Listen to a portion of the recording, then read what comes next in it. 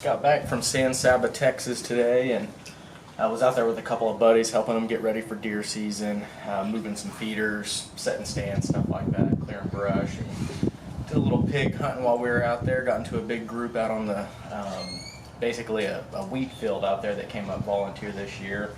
We were able to get one on the ground, and man, it was a really good eating sow. We cooked up some of the ribs on Friday night, the actual night when we shot. Some of the best wild pork I've ever had. So pretty excited about cooking this ham up. I'm going to do a little tenderloin and also basically a half a rack of ribs with the back strap.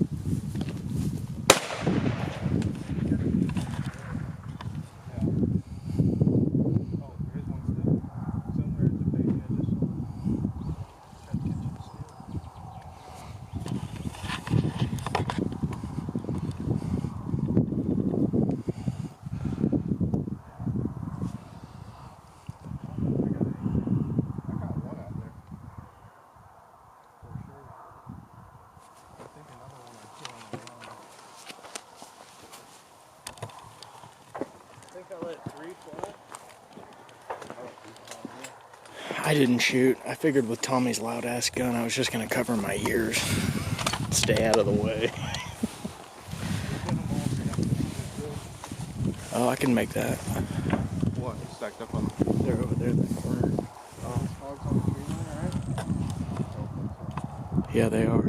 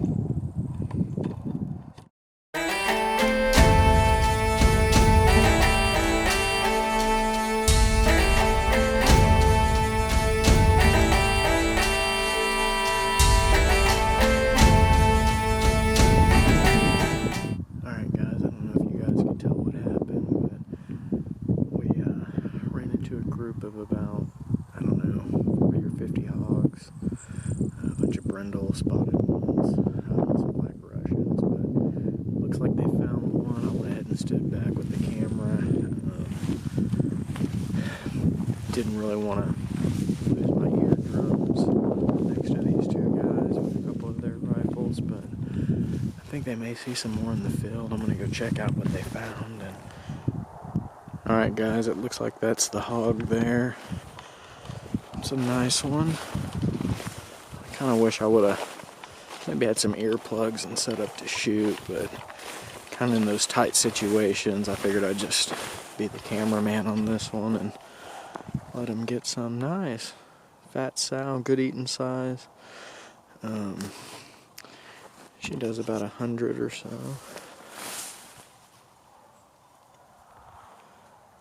Perfect eating size.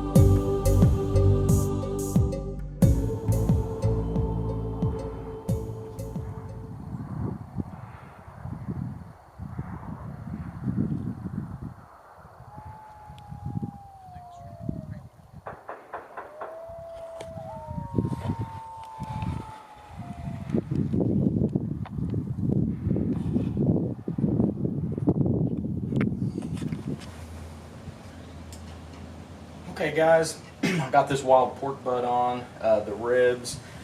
Sorry I didn't bring you guys along to show y'all the rub. Had the old lady bringing in groceries and some other stuff, so I just let her have the kitchen and seasoned them up and wanted to get them on quick before it got too late.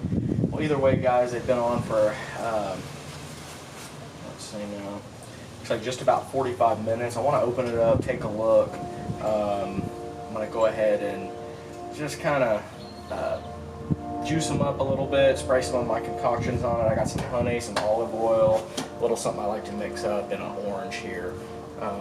So yeah, let's take a look at it and do it.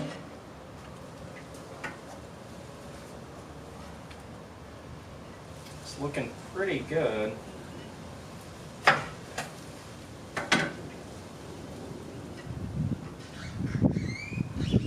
Here, before I go ahead and put that orange on it, let me show you guys this.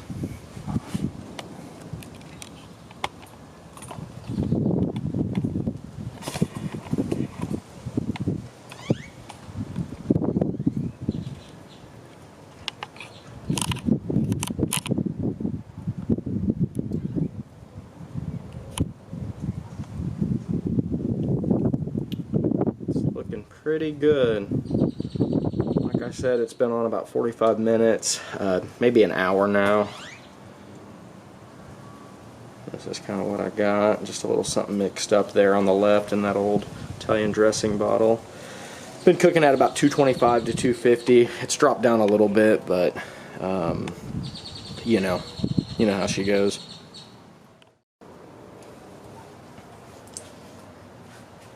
Alright, first I'm going to go ahead and just kind of squirt a little bit of orange juice. Whatever doesn't spray on me or in my eye may end up on the meat. Don't worry if you get a little in your eyes. It'll be fine. I don't always do orange, but I like to mix it up, try different things, and, add a little something sweet. I've like spraying on orange juice and different concoctions. Really anything will work. The main thing is just keeping that meat moist while you smoke it. You need plenty of salt, sugar.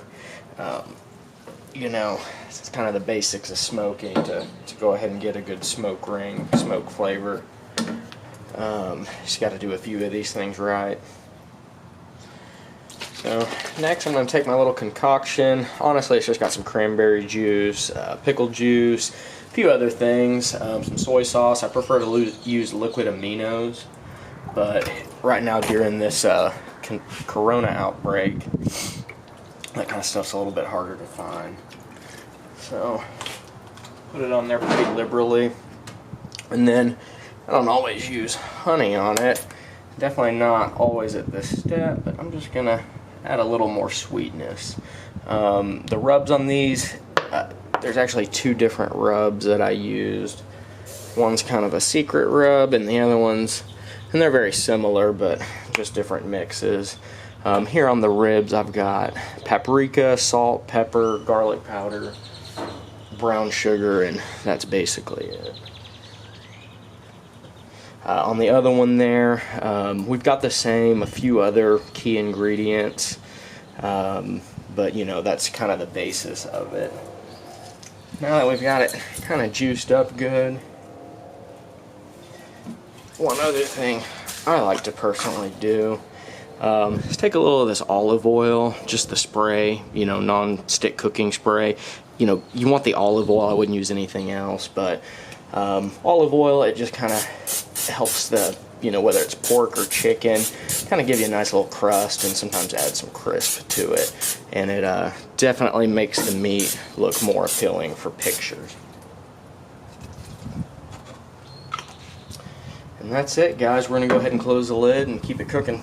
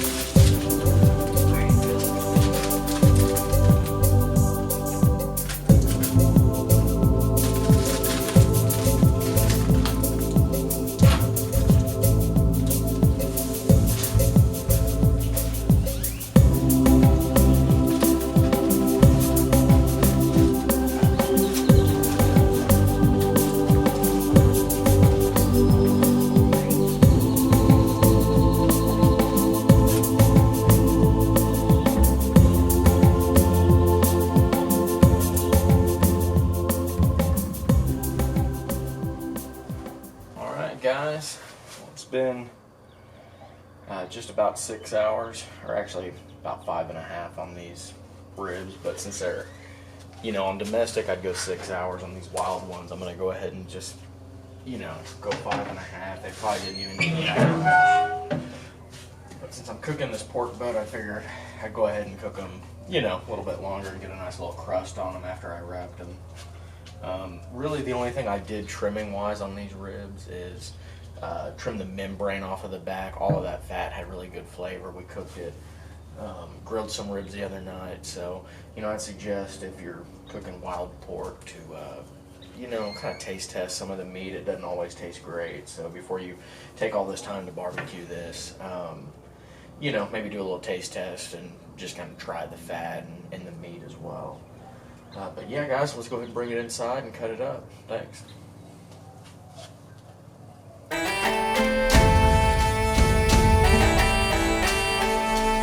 of hard to see there because it's dark out here.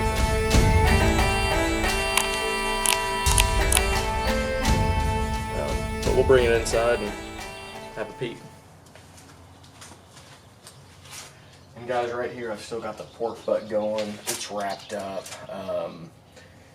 I went ahead and smoked it about 4.5 hours, wrapped it, and I'll pull it out after a few hours after wrap.